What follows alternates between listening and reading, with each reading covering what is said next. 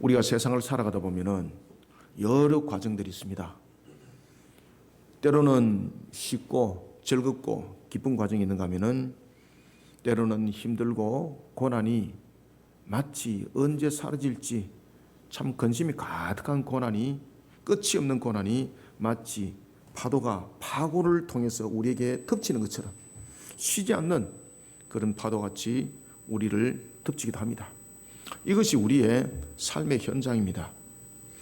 그러나 이 또한 절망하고 낭망할 필요가 없습니다. 왜냐하면 만물을 주관하신 하나님께서 오늘을 살아가는 우리를 향해서 은혜를 베풀고 계시기 때문입니다. 그러나 이 순간도 악한 세력자 마귀는 이 세상을 통해서 우리를 어떻게 하면 넘어뜨릴까 혈안이 되어져 있습니다. 그래서 베드로서에서는 우는 사자처럼 삼킬 자를 두루 찾는다라고 우리에게 경고의 메시지를 함께 전개해 주고 있습니다. 결국은 이러한 고난과 그리고 고통의 세월, 환난의 세월이 온 것은 결국은 인간의 죄로 인한 것이죠. 하나님께서는 오늘 스가랴 선지자를 통해서 성전 재건을 하는 데에 어려움을 겪고 있고 힘들고 고통 속에 있는 이스라엘 백성들에게 격려와 독려를 주고 있습니다. 그런데 하나님의 격려와 이 독려 속에는 뭔가 좀 다른 것이 있습니다. 그래서 스가랴 선지자를 통해서 8가지 환상을 보여주면서 자신들의 상태를 보여주고 또한 여러 가지 환경들을 돌이켜보게 하시고 그러면서 결국은 하나님께서 그들을 강한 손이 되게 하실 것이고 그들을 건질 것이라는 그런 회복의 역사를 그런 환상들을 통해서도 함께 보여주는 것을 볼 수 있습니다. 이때에 스가랴는 어떤 역할을 했을까?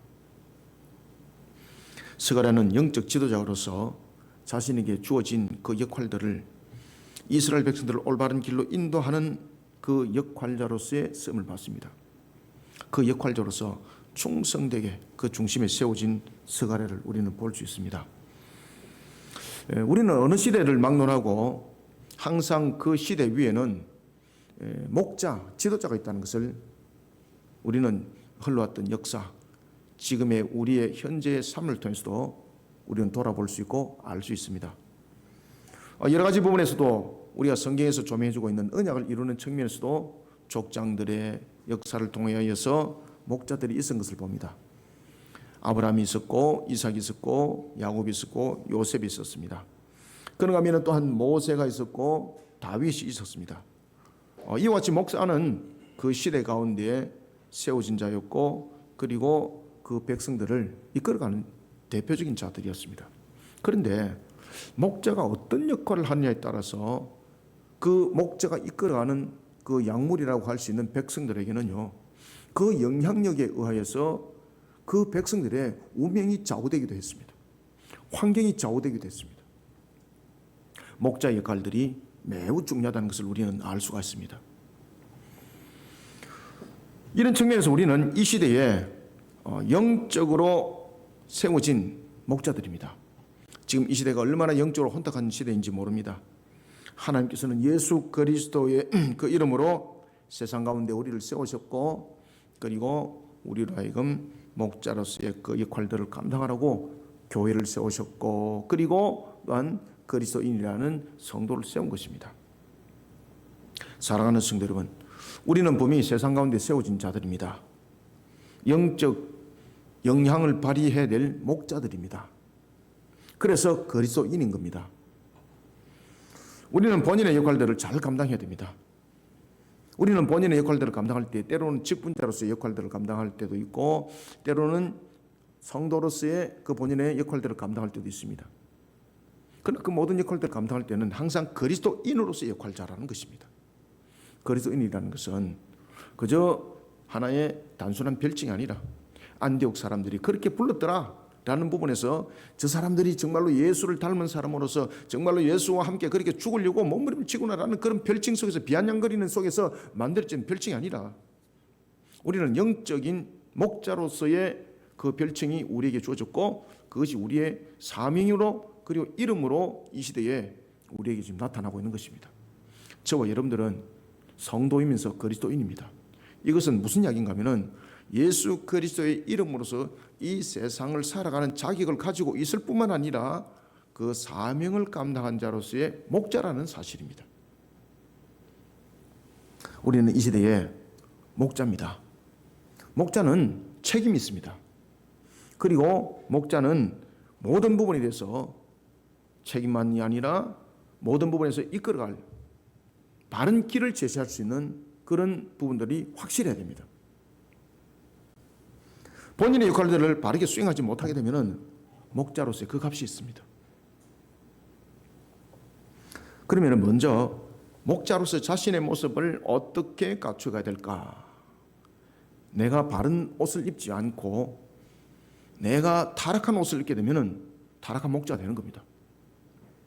내가 먼저 그 기준을 바르게 세우지 못하고 무엇이 나를 통해서 이끌어갈 수 있는 목자의 기본인가를 알지 못하고 세속 속에 빠져버린다면 그 영향은 직접적으로 세속과 타락을 끼치게 되는 겁니다. 우리는 그리스도인입니다. 여러분들, 나라도 대통령이 올바른 정책을 펼쳐나가면 그 한 사람의 정책을 통해서 온 나라가 변합니다. 지도자들도 보십시오. 정치적 지도자들이 어떤 정책을 펼칠 때에 정말로 공의롭게, 정의롭게, 정말로 나라를 위해서, 국민을 위해서 그 정책을 펼치면은 아주 나라가 부강해지고 부유해지고 편안해집니다. 그런데 그렇게 펼치는 정책이 사리사욕이 있고 그리고 탐욕이 있고 불의가 있고 이런 모습 속에 포장이 되어져서 만약에 그 일들을 수행한다면 그 목자를 따르는 그 국민들은 함께 불행해지는 겁니다. 그래서 우리는 시대에 지도자를 잘 뽑아야 된다는 것입니다. 우리는 그리스도인입니다. 이런 부분에 대해서 우리는 아주 큰 책임을 가지고 있습니다. 이미 예수님께서 우리를 구원에 이르는 길로 인도했을 뿐만 아니라 우리를 이 땅에 남겨두셨다는 것입니다. 그것은 역할자라는 것이죠. 우리는 역할자로서의 단순한 역할자가 아니라 목자로서의 역할자입니다. 그래서 세상 가운데 교회라는 것을 두었고 그리고 성도 그리스도인을 두었던 이유는 바로 혼탁한 세상, 자신들이 어떻게 무슨 방향으로 나가야 될지를 알지 못하는 그들, 길 잃은 양떼들과 같은 그들을 올바른 길로 인도하기 위해서 그 역할을 감당하기 위해서 교회가 있고 그리스도인이 있는 것입니다. 그러니 우리는 목자인 것이죠. 우리는 오늘도 예수 그리스도 이름으로 살아가는 목자로서 우리는 어떤 기준으로 자신의 모습을 세워 이 시대 위를 향하여서 달려가야 되는가? 우리가 먼저 첫 번째 7절을 한번 읽어봅시다. 시작. 만군의 여호와가 말하노라. 카라 깨어서 내 목자 내 짝된 자를 치라. 목자를 치면 양이 흩어지려니와 작은 자들 위에는 내가 내 손을 들이우리라. 아멘. 우리가 먼저 첫 번째 7절을 통해서 우리가 깨달아야 될 것은 목자가 바로 세워지면은 우리는 은혜의 길로 가고 회복의 길로 가게 되는데 잘못된 목자를 세워지게 되면은 불행과 멸망의 길로 가게 됩니다. 그래서 예수님께서도 그 말씀을 하셨습니다. 맹인이 맹인을 인도할 수 없다고. 맹인이 맹인을 인도하는 것은 오히려 그들을 늪에 빠뜨리게 만들고 낭떠러지 만들게 만들고 넘어지는 자 되게 만드는데 어찌 맹인이 목자가 될 수가 있는가? 이것은 맹인은 지도자가 될 수 없다 이것이 아니라 하나의 비유적 측면에서 그 말씀을 하신 것입니다. 다시 말씀드리면은 목자가 올바른 진리의 상태로 세워지지 아니하고 목자가 바른 길을 제시하지 못하는 목자를 따라가면은 전부 다 그 목자에 따라서 전부 다 멸망의 길에 간다는 그러한 하나의 상징적 부분에서 예수님께서 그 말씀을 주신 것이죠. 이와 같이 참 목자는 참 중요합니다. 그래서 목자가 어떻게 이끌어가느냐에 따라서 우리는 은혜의 길로 회복의 길로 가게 되는데 이런 목자가 되기 위해서는 우리가 먼저 그리스도인이라는 우리가 어떻게 무장되어야 되는가? 우리는 어떤 목자가 되어야 되겠는가? 세 가지 부분에서 우리는 목자가 되어야 됩니다. 첫 번째는 죄악 가운데 있는 세상의 영혼들을 생명의 길로 인도하는 십자가 지기로서의 목자가 되어야 합니다. 십자가 지기 목자가 되어야 합니다. 십자가 지기의 목자가 되어 이들을 하나님의 은혜와 회복의 길로 인도하는 영적 목자가 되어야 합니다. 우리는 십자가를 지지 않고 영적 목자가 될 수 없습니다. 우리는 십자가 지기가 되어야 합니다. 여러분, 스가랴 선지자를 통해서 주신 말씀 가운데 오늘 본문은 요한계시록과 직접적 관계를 가지고 있습니다. 그뿐만 아니라 요한계시록뿐만 아니라 사복음서에 나타나는 십자가 사건과도 연결되고 있습니다. 그래서 굉장히 포괄적 내용들을 예언적이면서 계시적 측면에서 이 말씀을 주고 있는 거예요. 특히 오늘 스가랴서 13장 7절부터 9절 이 3절이 주는 말씀은 큰 두 가지 사건을 다뤄요. 첫 번째 7절의 경우는 예수님께서 대속을 이루신 십자가의 사건을 다뤄요. 7절은. 그리고 8절과 9절은 종말에 보면은 3대 7중 대장 가운데 하나인 요한계시록 8장 6절 이하에 등장하는 바로 나팔장을 다루고 있어요. 그러면 먼저 우리가 7절을 한번 돌이켜 봅시다. 7절에 보면은 이런 십자가 사건과 관련되어서 하나님께서 스가랴 선지자를 통해서 계시의 말씀을 주고 있습니다. 이때에 장차 일어날 사건에 대해서 계시의 말씀을 줍니다. 예언의 말씀을 줍니다. 이때 7절에 보면 매우 강조하는 부분이 있습니다. 그 강조하는 부분이 세 가지가 있는데 하나는 목자입니다. 그 다음에 두 번째는 또 다른 하나의 목자를 치는 주제로 등장하는 것이 있습니다. 하나는 목자인데 또 하나는 목자를 치는 도구로서 등장합니다. 그것이 무엇입니까? 칼입니다. 칼. 그 다음에 세 번째 등장하는 것은 무언가 하면은 이 목자가 등장하고 이 치는 칼에 의하여서 영향을 받는 자들의 모습이 나타납니다. 그것이 바로 흩어지는 자들입니다. 그래서 오늘 본문의 7절에는 보면은 세 가지가 굉장히 중요하게 등장하는데 하나는 목자고 두 번째는 칼이고 세 번째는 무엇입니까? 흩어지는 자입니다. 흩어지는 자. 그러면 목자는 칼이 지금 중심에 딱 서가 있는 겁니다. 칼이 중심에 서 있을 때 목자가 오른쪽이라면은 지금 칼이 중심에 있고 왼쪽에는 흩어지는 자가 있어요. 그런데 이 흩어지는 자는 왜 흩어졌을까라는 것입니다. 왜 흩어졌을까요? 칼이 있었기 때문에 흩어지는 거예요. 그런데 목자는 잘 보시기 바랍니다. 목자는 칼이 있음에도 불구하고 흩어지지 않습니다. 우리가 진정한 목자가 되려면은 책임을 다하고 진정한 목자가 되려면은 내 가치관이 분명히 뚜렷해야 됩니다. 그런데 우리의 가치관이 뚜렷할 때에 어떤 가치관 속에 세워져야 되는가 하면은 십자가 지기의 가치관을 세우지 못하면은 이 중심에 있는 칼에 의해서 목자도 도망갑니다. 그래서 우리가 보면은 세상에도 보면은 입으로만 아주 거창하게 말하는 목자들 있죠. 그런데 그런 목자들이 고난이라든지 고통이라든지 환난이라든지 칼이 중심에 딱 있을 때 자기를 딱 치는 순간 도망가는 목자들이 얼마나 많습니까? 그죠? 가짜죠. 그런데 참 목자, 진실된 목자, 진리의 목자는 하나님께서 우리를 이 땅에 세우신 모든 환경들을 하나님께서 주관하신다는 것을 믿는 믿음 속에 이 목자는 세워지거든요. 그렇기 때문에 이 칼의 환란이 결국은 하나님의 뜻을 이루는 측면에서의 도구라는 것을 알고 하나님의 주관하심 속에 모든 것은 있음을 알고 이 칼을 통해서 오히려 흩어진 자들을 오히려 이 칼을 통해서 도망간 자들을 위하여서 살아가는 겁니다. 그 가치관이 다른 거죠. 그래서 우리는 제일 먼저 이 환란의 때에 이 복잡한 때에 이 참으로 음행이 판을 치고 있는 불의가 판을 치고 있는 이 시대 위에 우리는 은혜와 회복의 길로 목자는 그 양들을 데리고 가야 되거든요. 데리고 가기 위해서는 제일 먼저 우리의 가치관이 어떻게 세워져야 된다고요? 십자가 지기가 되어야 됩니다. 먼저 그 십자가 지기로 우리의 가치관을 세우지 못하면은 우리는 이 상황에 따라서 하나님을 보지 못합니다.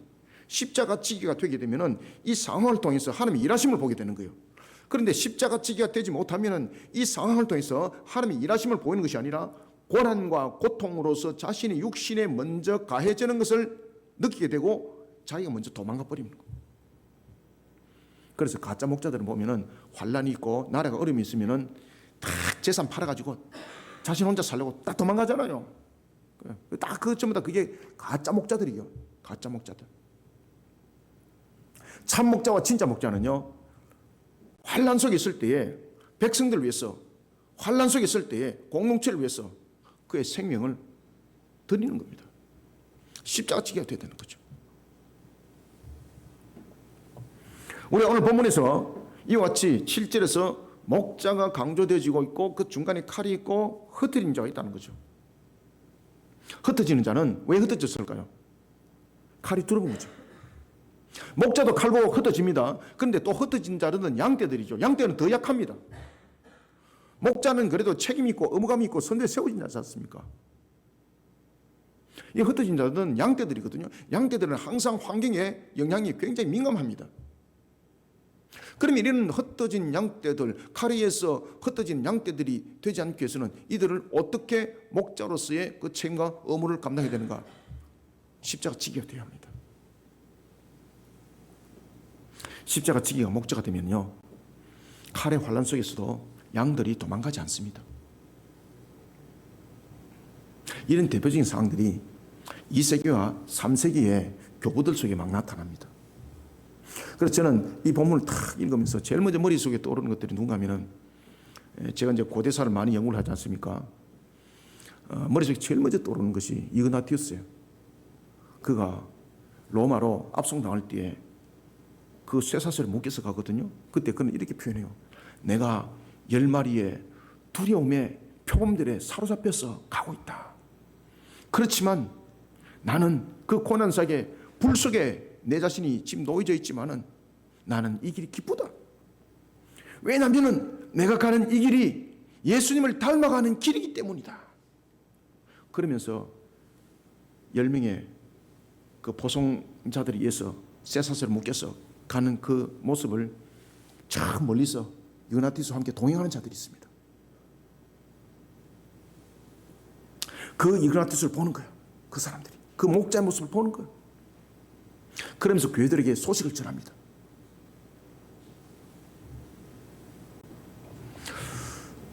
목자는 분명함이 있어야 됩니다. 우리는 목자입니다.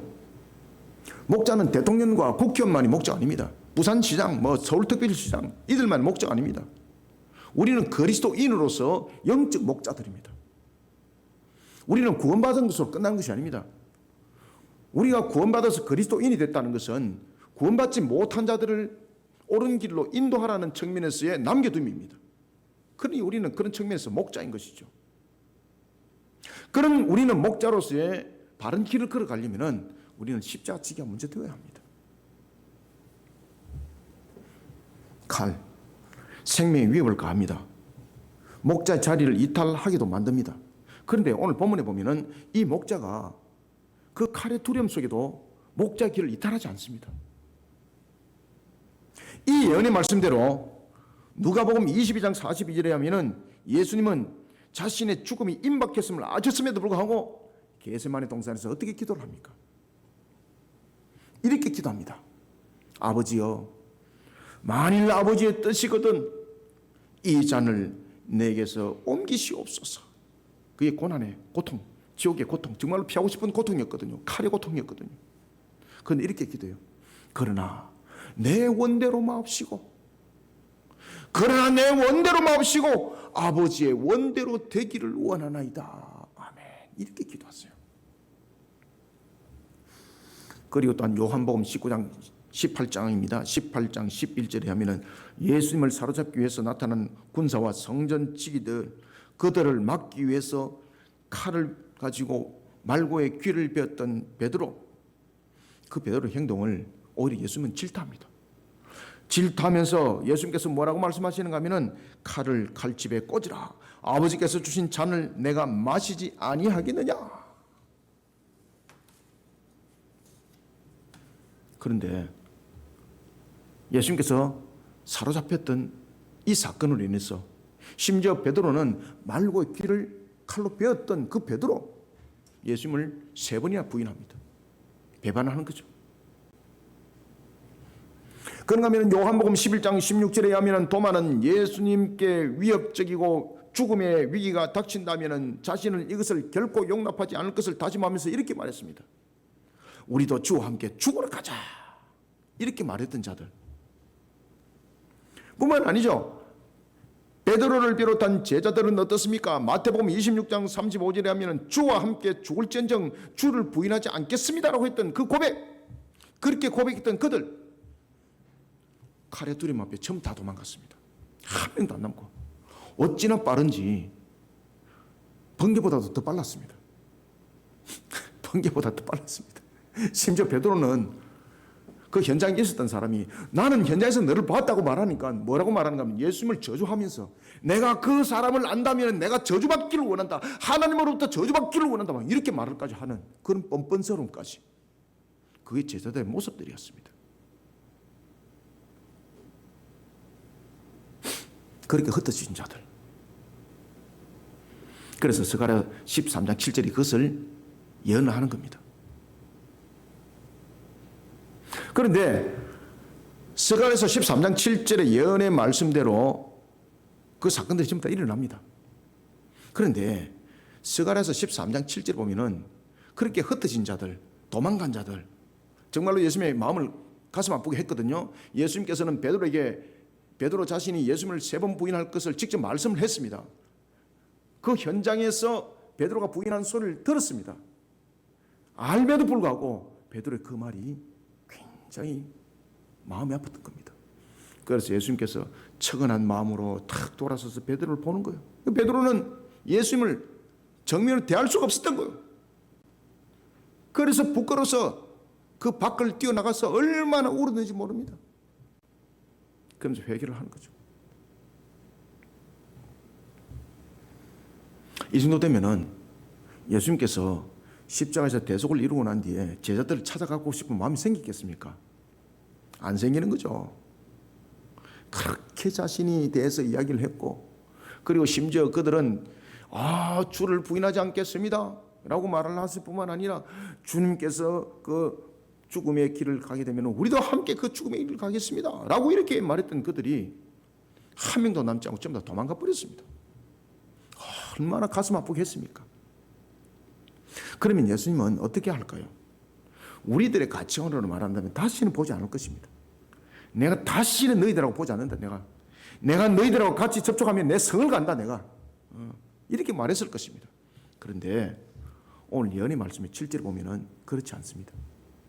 오늘 예언의 말씀 보면은 분명히 칼이 중간에 있습니다. 목자가 있습니다. 흩어진 자들이 있습니다. 도망 나가버렸습니다. 그런데 십자가 지기로서의 목자였던 예수님, 그들을 찾아갑니다. 그들을 찾아갑니다. 예수님을 버리고 도망간 자들을 찾아갑니다. 예수님을 부인하고 배반한 자들을 찾아갑니다. 심지어 자신들이 살려고 안가에 숨었던 그들을 찾아갑니다. 그래서 오늘 본문이 그 예언의 말씀을 딱 주고 있는 겁니다. 그 예언의 말씀 가운데서 하나가 뭔가 하면은 목자 속에서 나타나고 있고 그 뒤에 보면은 작은 자가 나타납니다. 그 작은 자가 있고 그 다음에 내 손을 들이운다라는 것이 이 사건을 전부 다 함께 담고 있습니다. 작은 자는 무엇입니까? 작은 자는 어려움에 처한 자들이거든요. 우리가 마태복음과 이런 데 보면은 또한 작은 자들은 어떤 자들인가 하면은 소외된 자들, 또한 여러 가지 부분에서 부족한 자들, 이런 자들을 담고 있는 것이거든요. 그런가 하면 또한 이 작은 자들이라는 것은 속된 말로 말하면 배반한 자들도 함께 이 속에 다 담겨져 있는 겁니다. 그래서 이 작은 자라는 것은 굉장히 포괄적 의미를 가지고 있습니다. 그럼 이 작은 자를 어떻게 하는가? 그런 작은 자들에게 예수님께서 내 손을 들이운다라는 것인 거예요.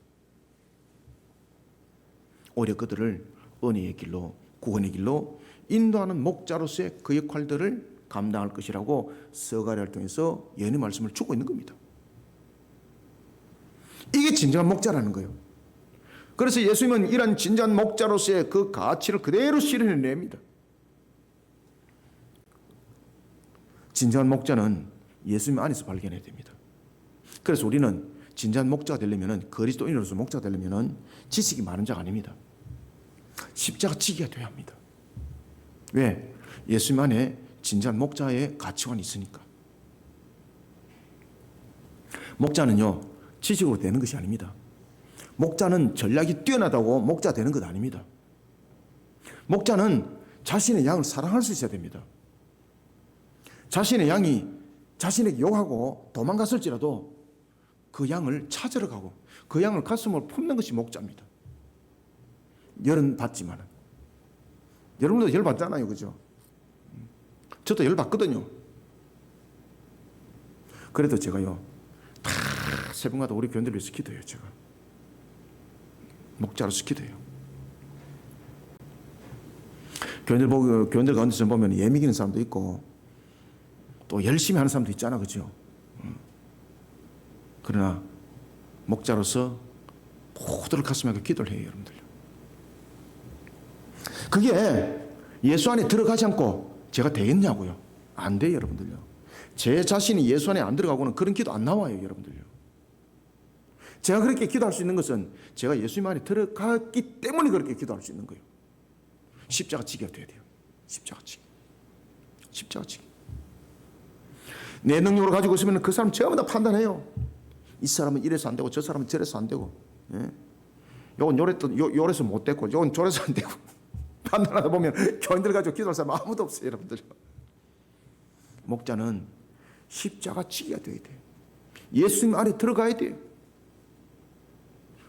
예수님이 이미 모든 것을 아셨음에도 불구하고 예수님을 배반하고 전부 다 도망갔던 그들을 찾으러 갔지 않았습니까? 그러면서 그들을 은혜의 길로, 회복의 길로 인도했잖아요. 이것이 목자입니다. 이것이 그리스도인입니다. 사랑하는 성도 여러분, 우리는 세상을 향해 우리의 진가를 나타내야 됩니다. 그런데 우리의 진가를 나타내려면은 예수님을 닮은 십자가 지기의 목자가 되지 않고는 불가능합니다. 왜냐하면 그 상대가 판단되시기 때문입니다. 상대를 저울질하기 때문입니다. 그래서 우리가 표현하지 않지만 마음으로 그 사람을 저울질하고 그 사람을 판단하고 하는 것이 이미 영적으로 죄를 범하고 있는 것이거든요. 그래서 하나님께서는 그것이 죄라고 그랬어요. 이런 죄를 범지 않기 위해서는 어떻게 되는가? 우리가 십자가 지기가 되는 거예요. 예수 안에 들어가야 되는 거예요. 우리가 십자가 지기가 되지 않고는 예수 안에 들어갈 수가 없어요, 여러분들요. 예수를 닮은 십자가 지기가 되어야 됩니다. 찬송가가 보면은 461장이 이런 찬송을 하지 않습니까? 십자가를 질 수 있나 주가 물어보실 때 죽기까지 따르오리. 성도 대답하였다.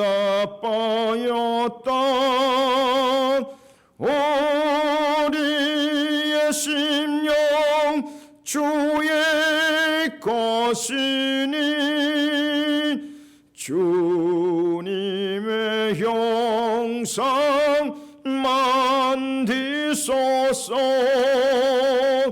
주 인도 따라 살아갈 동안 사랑과 충성을 바치오리다. 아멘. 십자가 지기가 되지 않고는 이 가사가 나올 수가 없습니다. 제가 이제 과거에 부교육자 때 수요예배를 인도를 하는데 이게 이제 장은 바뀌었습니다. 옛날에는 461장이 아니었거든요. 가사도 조금 바뀌었어요. 이 찬양을 가지고 인도를 하는데 보통 수요예배 이제 찬양 인도할 때에 3곡 정도 이렇게 찬양을 인도를 하거든요. 그러면 한 15분 정도 이렇게 찬양을 인도를 해요. 그런데 이것이 처음에 찬양이었어요. 그런데 이 찬양을 가지고 제가 끝까지 이 한 곡 가지고 찬양을 계속 하게 된 거예요. 왜 그런가 하면 하나님께서 저를 붙들어 버린 거예요. 십자가를 질 수 있나? 야, 이거 저를 갖다가 완전히 그냥 녹여버리는 거예요. 십자가를 질 수 있나? 그래서 제가 이 찬양을 인도를 하면서 너무너무나도 내 자신이 부끄러운 거예요. 나는 정말로 지금 십자가를 지고 있는가? 나는 정말로 십자가 지기인가? 아닌 거예요. 아닌 거예요. 내가 베드로인 거예요. 내가 도마인 거예요. 내가 도마. 완전히 그냥 가면 쓰고 있는 거예요. 그냥. 그러니까 하나님께서 저를 갖다 완전히 녹아버리는데 제가 이 찬양을 인도를 하면서 얼마나 울었는지 모릅니다. 그러고 난 뒤부터는 제가 이 찬양을 그냥 10년 동안 찬양을 안 했습니다. 제가 이 찬양 인도하는데 제가 당에 불려갔습니다. 제가 담임 목사가 왜 찬양 인도를 이거 한 곡만 가지고 그한 20분을 했거든요. 이걸 가지고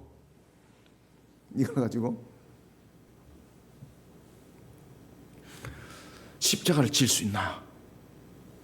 여러분들, 죄악 가운데 있는 세상의 영혼들을 생명의 길로 인도하기 위해서는 반드시 십자가 지기 목자가 되어야 합니다. 십자가 지기가 되지 않고는요, 절대 영혼들이 영혼으로 보지 않습니다.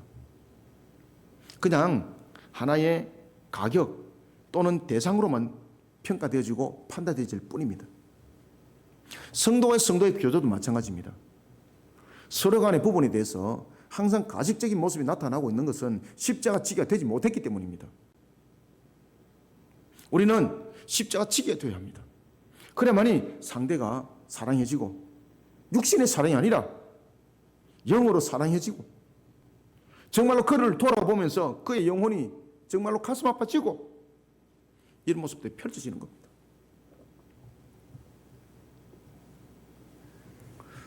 자신의 이득을 계산하고 자신이 취할 것을 먼저 생각하는 액세서리 십자가, 효능 절대 없습니다. 여러분들, 효능 절대 없습니다. 그래서 저는 과거에 부교육자 때에 어떤 사역을 하면은 아침과 저녁이 없었습니다. 저도 전임 사역을 했고, 그 다음에 교육 전도사로서 이런 사역들을 저는 다 했었거든요. 참 힘든 일이 즐거운 일보다 더 많았습니다. 주일날은 새벽 기도가 늘 예배당에 저 혼자 있었습니다. 집을 안 갔던 거죠. 새벽 기도 끝나고 나면은 주일날 새벽 설교 제가 했거든요. 새벽 설교 끝나고 나면은 교회 남습니다. 남아서 예배당에서 하염없이 기도합니다. 그러면요, 주님이 막 다가오셔서 막 저를 만져주시는 거예요. 저는 그때 육신이 굉장히 약했었습니다. 그때 이제 심장에 문제가 있어가지고 100m를 걷지 못할 정도였습니다. 그래서 주일날 제가 항상 기도하는 것이 뭔가 하면은, 하나님, 오늘도 제 심장이 안전하게 하게 해줘서 이 계단을 발로 올라서서 사역하게 해주십시오. 전철 타고 전철에서 내려서 그 올라가게 되면은 다른 사람이 한 5분 만에 가는 길, 저는 30분 이상 걸어야 됩니다.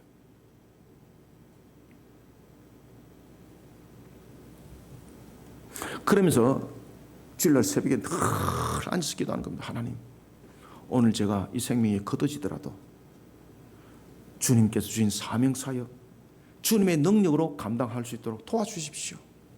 그러면요, 희한한 것은요, 하나님께서 육신을 그때 말끔하게 회복시켜 주셔가지고 누구보다도 강건하게 사역을 하게 만들어주셨어요. 그리고 제가 점심때는 시장바닥에 가서 전도하고 그랬었어요. 제가. 그리고 남은 시간에는 또 아이들한테 또 성경 가르치고, 교인들에게 성경 가르치고. 왜? 그게 사명이었거든요. 십자가 지기가 되어야 되는 거예요. 십자가 지기. 우리가 십자가 지기가 되지 않으면요, 모든 부분들은 말 그대로 각 속에 갇혀있는 규범밖에 그 틀을 벗어날 수가 없어요. 여러분들, 액세서리가 되면 안 됩니다. 액세서리는 절대 효능이 없습니다. 그냥 아름답게 보이고 화려하게 보일 뿐이지 능력은 절대 없습니다. 액세서리는 가치라고 말하는 것도 아닙니다. 진정한 가치는 뭔가 하면 진가 속에 나타나야 되는 것입니다.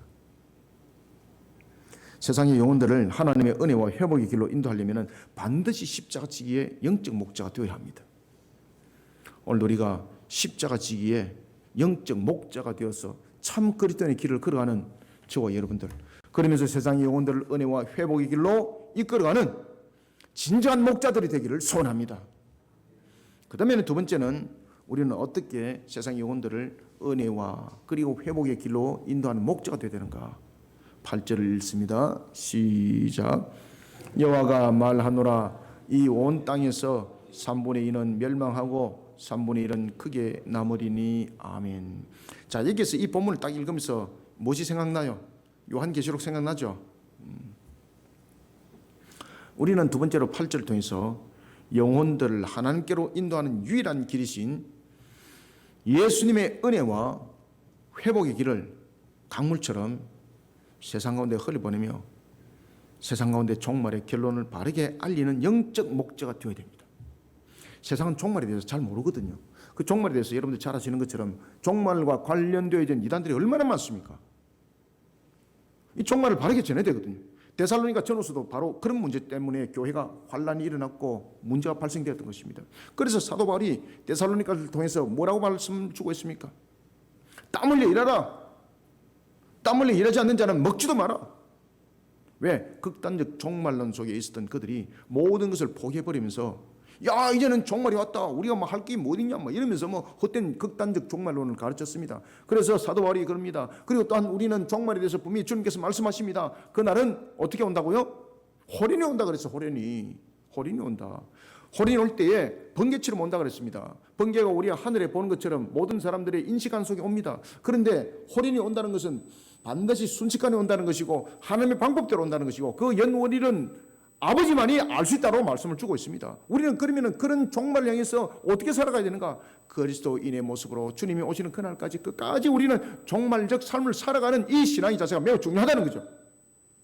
그런데 잘못된 극단적 종말론을 가르치면서 사람들 하여금 야 몇월 며칠 몇이다 이제는 올라가자 산꼭대기 전부 다 종말을 맞이하러 가자 이러면서 이걸 만들어졌던 다미 선교 뿐만 아니라 미국에서도 그런 종말 극단적 종말론 속에 놓여있는 자들이 집단 자살하고 집단 죽음에 이르고 그런 일들이 얼마나 많이 나타났습니까? 그리고 우리가 잘못된 종말 속에서 나왔던 여러분이 세월호 사건에 범가는 사건이 그 이전에 터지지 않습니까? 1980년대 바로 오대양 사건. 그 사건이 어디서 터졌습니까? 구원파 속에서 나타나던 사건입니다. 잘못된 종말. 이 이단들이 잘못된 종말들을 증거해 놓은 속에서 세상은 얼마나 혼란 속에 빠져 있습니까? 그러니까 세상은 이제 어떻게 얘기하고 있는가 하면 야, 이 종말을 가르치는 것들은 전부 다 이 헛된 것들이야. 그러면서 정말로 이 종말이 옴에도 불구하고 이 종말이 얼마나 중요함에도 불구하고 이 종말을 이제는 오히려 우리를 회방시키고 세상을 혼란스럽게 만드는 하나의 종교적 행위로 사람들에게 인식이 되어버렸습니다. 반드시 종말은 오거든요. 그런데 하나님께서 우리의 종말을 말한 것은 우리에게 새하늘과 새 땅이 열리는 우리의 복된 길을 가게 하는 하나의 모든 부분의 종결점이면서 시작점인 것이 바로 종말인 것이에요. 그래서 종말이 있을 때에 우리에게 백보자 심판대가 있으면서 열리지는 하늘을 새하늘과 새 땅이라고 그러지 않습니까? 천국, 바로 새 예루살렘. 하나님께서는 스가랴를 통해서 종말의 날에 일어날 상황을 가르쳐줘요. 계시를 해줘요. 스가랴는 예언합니다. 하나님께서는 스가랴 선지자에게 장차 일어날 일에 대해서 계시해 줍니다. 이 사실을 스가랴는 세상 가운데 지금 증거하고 있습니다. 무엇을 증거하고 있을까요? 지금 종말을 증거하고 있습니다. 스가랴가. 우리는 세상 가운데 이 종말의 결론을 바르게 증거하는 목자가 되어야 됩니다. 스가랴처럼. 요한계시록에 나타나고 있는 요한처럼 말입니다.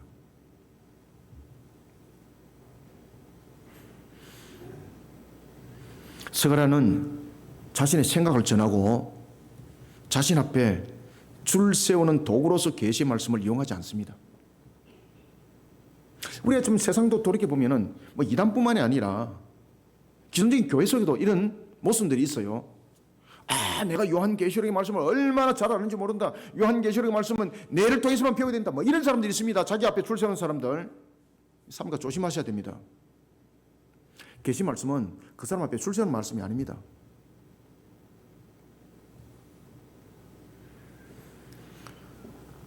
스가랴는 하나님께서 자신에게 주신 이 말씀을 가지고 사람들을 자기 앞에 줄 세우지 않았습니다. 개판 만들지 않았습니다. 그는 오직 하나님께서 주신 사명을 충성스럽게 감당하는 영적 목자로서만 역할을 지금 감당하고 있습니다. 지금 스가랴 정도 되면은요, 완전 탁월함이거든요. 8가지 환상 보여줬죠. 계시 말씀을 주죠. 이런 선지자가 어디 있습니까? 그러면 자신 앞에 사람들 줄 세우기 충분해요. 지금으로 말하면 교주되기 충분해요. 그런데 하나님의 말씀 그대로 흘러내는 목자로서, 영적 목자로서 그 역할을 감당하는 거예요. 이 상황을 통해서 자신이 사람들로부터 높임을 받은 사건 하나도 없습니다. 오히려 자신이 낮고 낮은 자세 속에서 주님의 십자가를 지면서 이 사명을 감당하면서 격려하고 독려하고 우리의 새하늘과 새 땅이 있다. 이 부분들을 사명자 속에 함께 가는 말씀으로 온 양떼들을 이렇게 세우는 말씀이 되는 거예요. 스가랴의 예언처럼 요한계시록 8장 6절 이하에 보면은 종말의 때에 이 스가랴를 통해서 주신 예언의 말씀대로 재앙이 일어납니다. 요한계시록에 보면은 3대 7중 대장이 있는데 그 3대 7중 대장이 세 가지가 재앙이 있습니다. 첫 번째는 7 인의 재앙이 있고, 두 번째는 7 나팔 재앙이 있고, 세 번째는 7 대접 재앙이 있습니다. 오늘 본문에 주신 이 말씀은 3대 7중 대재앙 가운데 나타나는 7 나팔 재앙을 예고를 하고 있습니다. 계시를 하고 있습니다. 특히 나팔 재앙에 보면은 강력함이 임하거든요. 인의 재앙 속에서는 어떤 사람의 죽임이란 이런 것들은 나타나지 않는데 나팔 재앙에서는 이것이 직접적으로 나타나요. 피조물에 대한 죽음, 그리고 사람에 대한 죽음, 이런 부분들이 재앙 속에 직접 나타나요. 그 나타남이 바로 3분의 1의 사건과 함께 등장해요. 요한계시록 8장 11절에 보면은 하늘로부터 우박이 쏟아지고 불이 떨어지고, 그래서 피조물의 먹거리들이 전부 다 3분의 1이 태워져 버리고, 바다가 핏빛으로 변해버리고, 3분의 1이 다 깨져 버리고 대장이 일어나는 거죠. 그런데 다 죽지 않았다는 거죠. 그런데 3분의 1이 멸함을 당한다라고 말하면서 이때에 요한계시록에 보면은 8장 11절에 이렇게 말해요. 많은 사람이 죽임을 당하였다라고 이야기를 해요. 숫자에 대해서 이야기를 안 해요. 3분의 1의 피조물들이 죽습니다. 바다의 생물들도 3분의 1이 죽습니다. 뿐만 아니라 배들도 모든 구조적 측면에서 파손당합니다. 하늘에서 불이 떨어지는 거죠. 하늘에서 우박이 쏟아지는 거죠. 이런 기이한 현상들이 나타나서 온 세계가 쑥대밭이 되어버립니다. 요한계시록이 그것을 계시하고 있는데 지금 스가랴가 그 말씀을 먼저 계시를 하고 있습니다. 오늘 본문에 보면은 요한계시록과 좀 상이한 부분이 있습니다. 요한계시록에 보면은 남은 자가 3분의 2고, 그리고 상함을 입은 것이 3분의 1이거든요. 요한계시록. 그런데 오늘 스가랴서는 보면은 남은 것이 본문에 보면은 무엇입니까? 3분의 1이에요. 요한계시록에서는 남은 것이 3분의 2예요. 그런데 스가랴서는 남은 것이 3분의 1이에요. 바뀌었어요. 그럼 이건 뭔가? 중요한 것은 3분의 1과 3분의 2가 아니라는 겁니다.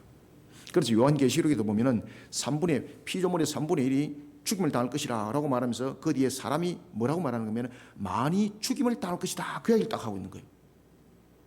그러면은 사람의 3분의 1이 죽는다, 3분의 2를 죽는다, 이 해석이 아니라는 것도 우리에게 함께 증명을 해주고 있어요. 그러면은 이 속에 3분의 1과 3분의 2가 강조하는 것은 무엇인가라는 것입니다. 분명히 요한계시록 8장 11절에 보면은 많은 사람이 죽임을 당할 것을 계시하고 있습니다. 이것은 네 번째 나팔장의 사건이거든요. 그리고 뒤 이어지는 5번째 나팔장, 6번째 나팔장, 7번째 나팔장이 이렇게 말합니다. 이전에 4번째까지 나타났던 나팔장보다도 더 강력한 장이 새 화로 나타날 것이다. 그래서 요한계시록에서는 화가 있을 것이다. 이걸 화를 3번이나 딱 반복을 해요. 3분의 1이 죽임을 당했는데 그것은 오픈게임이라는 거죠. 5번째 나팔장에서는 화에 대한 재앙이 3번의 이제에서 5번째, 6번째, 7번째 대항에서 나타날 것인데 그것을 화의 재앙이라고 말해요. 화가 있을 것이다. 그냥 썰어버린다는 거죠. 그러면 그런 재앙이 일어나면 이제 남은 것이 하나도 없어야 되는데 그래도 여전히 남아있다는 거죠. 이 속에서 무엇을 강조했을까라는 것입니다. 그래서 여기서 강조하고 있는 것은 3분의 1과 3분의 2가 아니에요. 3분의 1은 남은 것을 예언하고 있고 3분의 2 또한 쓰러짐을 당한 것을 예언하고 있고 이런 부분들을 가지고 우리는 많은 이야기를 할 수도 있습니다. 물론 그런 부분들을 가지고 우리가 비율적 측면에서 말할 수도 있어요. 왜? 그렇게 표현을 했으니까. 그런데 그 3분의 1과 3분의 2가 강조를 하는 것이 있어요. 그 강조는 뭔가 하면은 그럼에도 불구하고입니다. 전부 다 멸망을 당해야 됨에도 불구하고 인간이 죄를 범했지 않습니까? 모두 다 멸망을 당해야 될 대상이라는 거죠. 모두 다 멸망을 당해야 될 대상임에도 불구하고 하나님께서는 그들을 건져주셨다는 겁니다. 이것이 그 속에 강조되고 있는 겁니다. 그래서 3분의 1, 3분의 2, 이 속에는 무엇이 강조되고 있는가 하면 하나님의 은혜가 강조되고 있습니다. 모두 다 멸망당해야 될 존재인데 3분의 1, 3분의 1을 통해서 그들의 능력으로 그들이 남은 자가 아니라는 겁니다.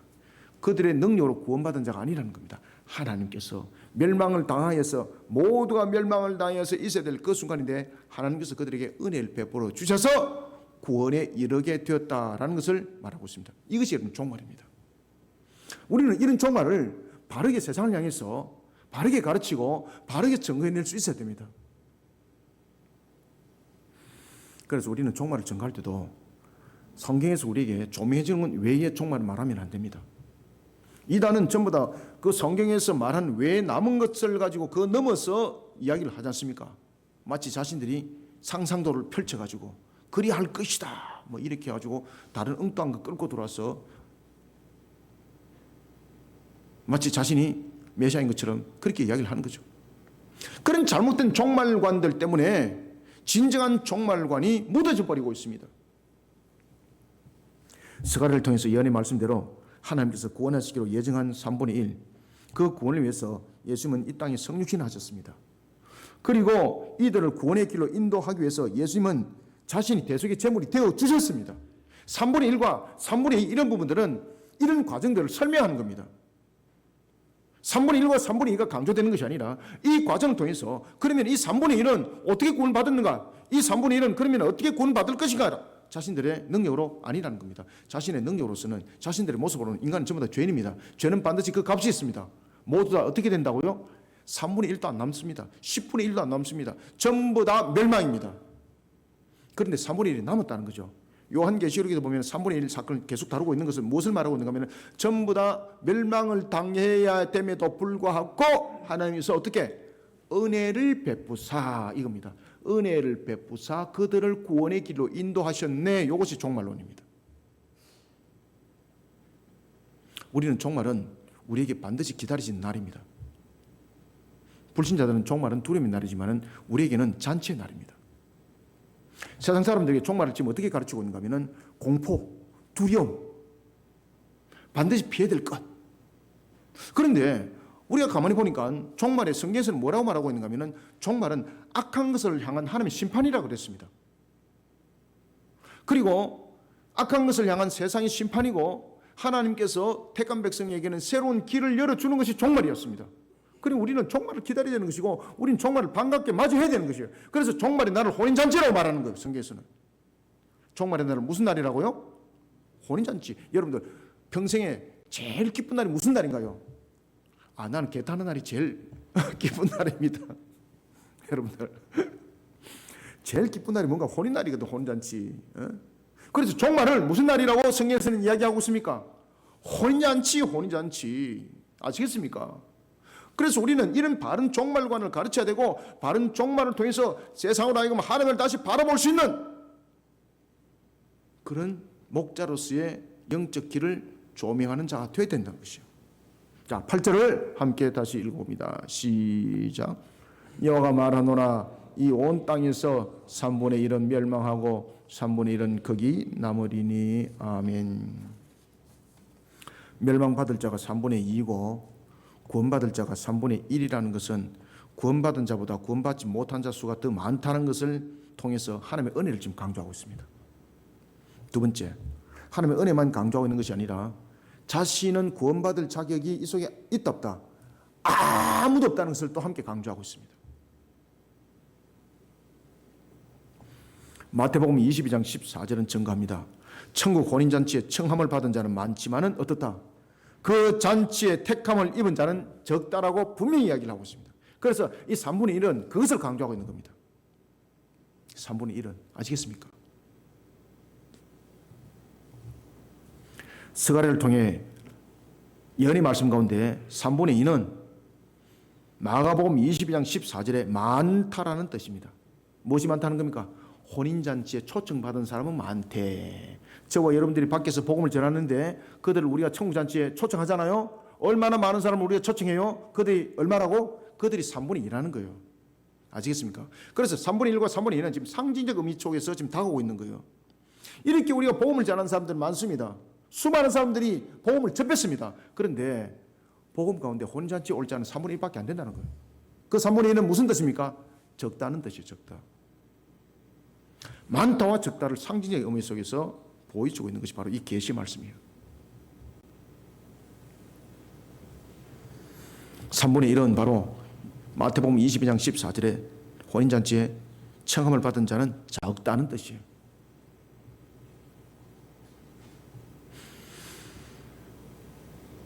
그럼에도 불구하고 종말에 대한 바른 가르침과 바른 일깨움을 우리는 세상 가운데 계속 흘려보내는 강물의 역할을 해야 됩니다. 종말을 내가 아는 것으로 끝나면 안 됩니다. 종말은 가둬진 물이 아닙니다. 종말에 대한 바른 가르침은 흘려보내야 될 물입니다.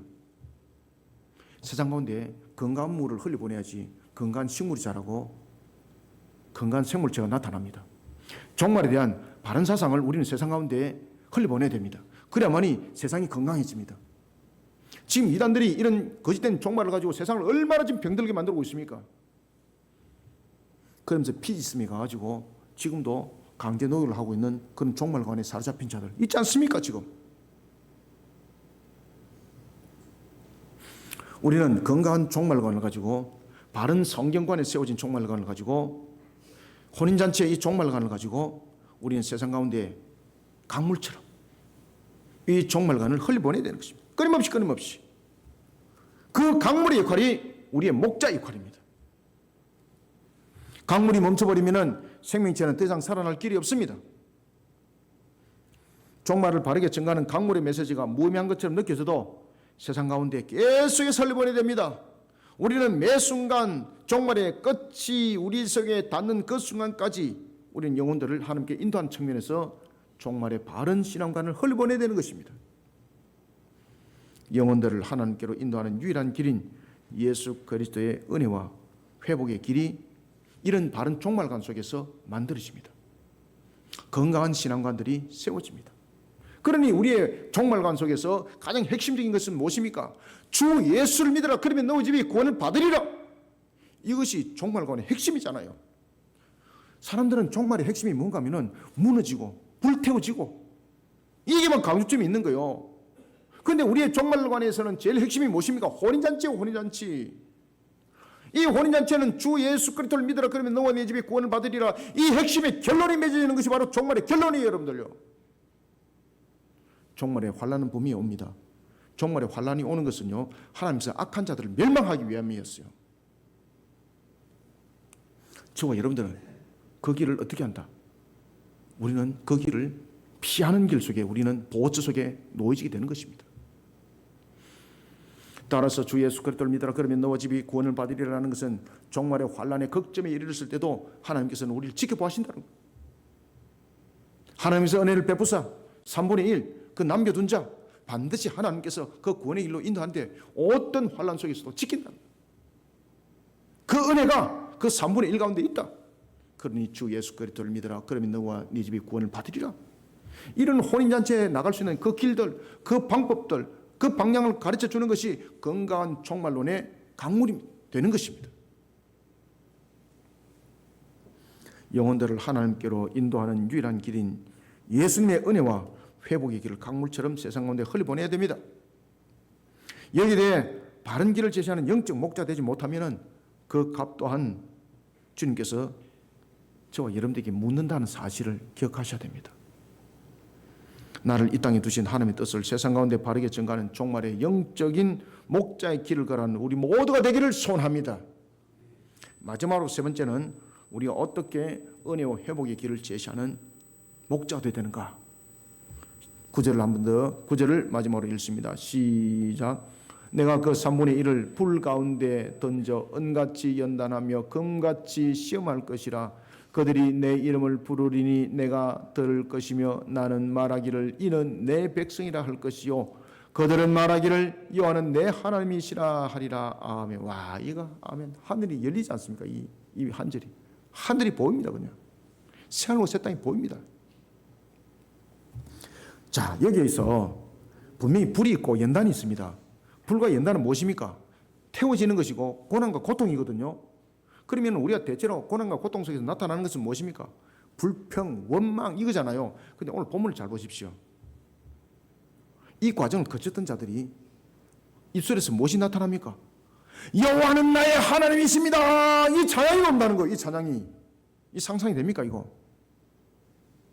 원망이 아니라 무엇이 논다고요? 입에서 감사와 찬양이 나온다는 거예요. 그러면 과연 불에 태워지는 이 연단, 이건 무엇인가? 우리는 마지막으로 세 번째, 하나님께서는 연단의 불을 사용하여 자기 백성에게 길을 열어주고 있습니다. 왜? 우리가 지금 가는 길에 더러운 것이 너무나도 많이 쌓여가지고 이 구원의 길로 지금 천국 길로 못 가는 거예요. 그래서 이 더러운 것들을 지금 불태워서 천국 길을 가도록 지금 불태워서 그 길을 열어주고 있는 거예요.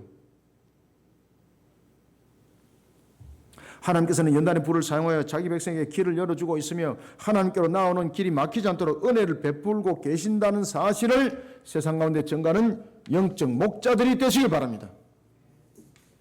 정금을 만들려면 순은을 만들려면 어떻게 됩니까? 불순물이 있는 거 다 걸러내야 되잖아요. 그래서 용광로에 들어가야 되는 거예요.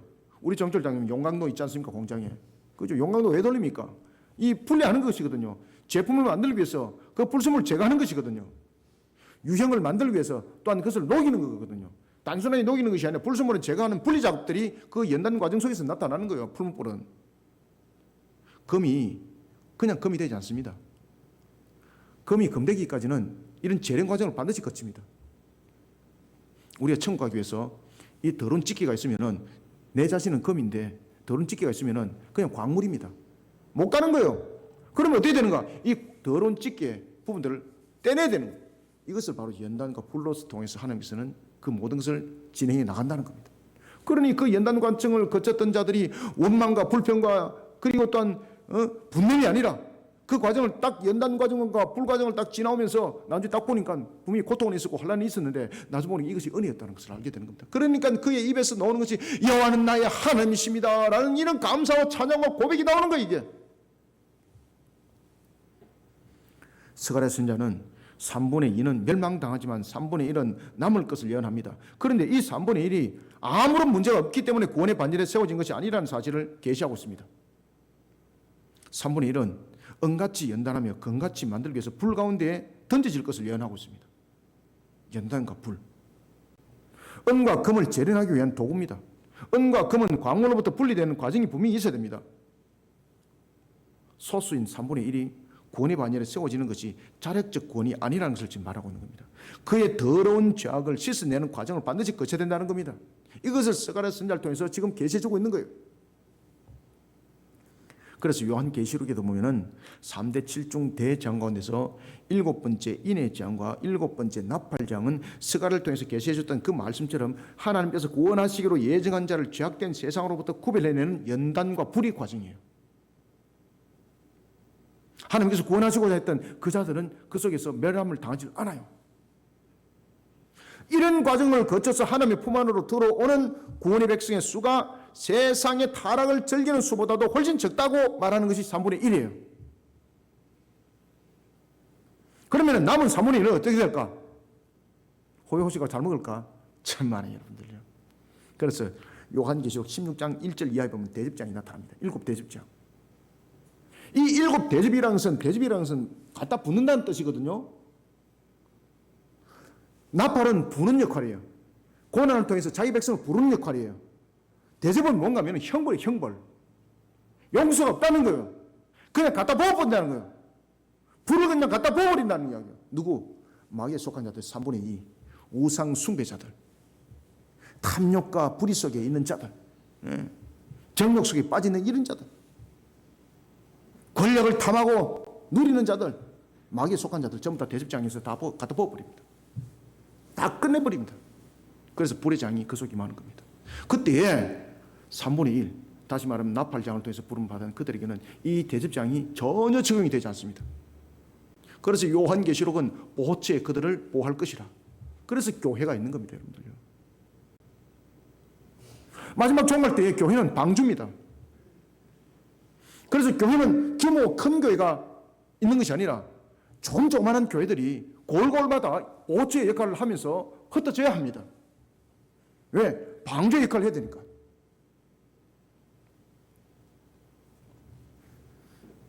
멸함을 받는 자들은 3분의 2인데 그들은 마귀에 속한 자들입니다. 9절을 다시 한번 읽읍시다. 시작. 내가 그 3분의 1을 불 가운데 던져 은같이 연단하며 금같이 시험할 것이라. 그들이 내 이름을 부르리니 내가 들을 것이며 나는 말하기를 이는 내 백성이라 할 것이요 그들은 말하기를 여호와는 내 하나님이시라 하리라. 아멘. 3분의 1은 무슨 과정을 거친다 그랬습니까? 불과 연단 과정을 통해서 세상에 죄악된 찢기를 걷어내고 그리고 하나님께서는 그들을 이렇게 인정하겠다는 겁니다. 이는 내 백성이다. 아멘. 이때 아멘 하셔야 되는 거예요, 여러분들요. 다시 하겠습니다. 하나님께서 3분의 1을 불과 연단 과정 속에서 태웁니다. 그리고 점검이 되고 순원이 돼서 나타납니다. 이 은과 금이 찢기가 있을 때는 하나님께서 이는 내 백성이라 이야기를 안 했습니다. 왜? 죄악 속에 있으니까 백성이 될 수가 없는 거예요. 하나님은 거룩성 속에 백성이 될 수가 없어요. 그러면 이 죄악된 찢기가 다 벗겨져야만이 하나님의 거룩성 앞에 설 수 있는 백성이 되는 거예요. 그리고 하나님께서는 불과 연단의 과정을 통해서 이 더러운 찢기를 전부 다 씻어냅니다. 그렇기 때문에 회개하라 천국이 가까이 왔느니라는 그런 복음의 메시지가 있었던 거예요. 주 예수 그리스도를 믿으라 그러면 네 집에 구원을 받으리라. 이런 속에 불과 연단 과정을 통해서 그들의 찢기를 전부 다 뺏겨냅니다. 그리고 인과 나팔장을 통해서 마지막 찢기를 전부 다 뺏겨냅니다. 이런 한 마리 양까지 전부 다 불러 모읍니다. 이러면서 그 하나님께서 세웠던 그 백이라는 하나님의 택한 백성들을 향해서 하나님께서 이렇게 말합니다. 이는 내 백성이다. 아멘. 맞습니다. 이렇게 응답하셔야 됩니다. 하나님께서는 이런 내 백성이라고 이렇게 인정을 했습니다. 그러면 그 불이라는 고난 과정, 연단이라는 고통의 과정을 거쳤던 그들은 어떻게 이야기가 나와야 될까요? 아이고 고생 많이 했네. 아이고 떼 죽겠다. 아이고 이 고통의 이 고난의 순간을 내가 얼마나 힘들게 지나왔는지 이런 소리 한마디도 하지 않습니다. 분명히 고난과 불이라는 고난과 연단이라는 과정은 분명히 힘든 과정입니다. 그런데 여러분 이런 거 있지 않습니까? 여자가 아이를 낳았을 때에 출산 과정 엄청나게 고통스럽죠. 그런데 출산의 그 고통이 아이를 낳고 난 뒤에 품에 안았을 때에 그 기쁨이 그 고통을 잊어버리게 만들죠. 우리의 구원은 그 차원을 넘어서 버리는 겁니다. 그래서 이 불과 연단의 과정을 분명히 거쳐왔음에도 불구하고 이는 내 백성이다 라고 말을 하는 그들 향해서 말씀을 줄 때에 그 불과 연단 과정을 거쳐서 나온 자들이 입에서 무엇이 나오는가 하면은 아이고 힘들었어요 이렇게 말하지 않습니다. 불평하지 않고 원망하지 않습니다. 그들의 입에서 감사와 찬양이 나옵니다. 뭐라고 감사와 찬양이 나옵니까? 함께합니다. 여호와는 내 하나님이십니다. 시작. 여호와는 내 하나님이십니다. 아멘. 다시 여호와는 내 하나님이십니다. 아멘. 이 고백이 나오는 거예요. 이 고백이. 이것이 바로 감사와 찬양이었습니다. 이 속에서 눈물이 나오는 거예요. 감사합니다. 감사합니다. 이 고난과 연단의 과정이 없었다면 나는 하나님의 백성이 될 수가 없었습니다. 라는 감사의 눈물이 여호와는 내 하나님입니다. 라는 이 고백 속에 나타났던 것입니다.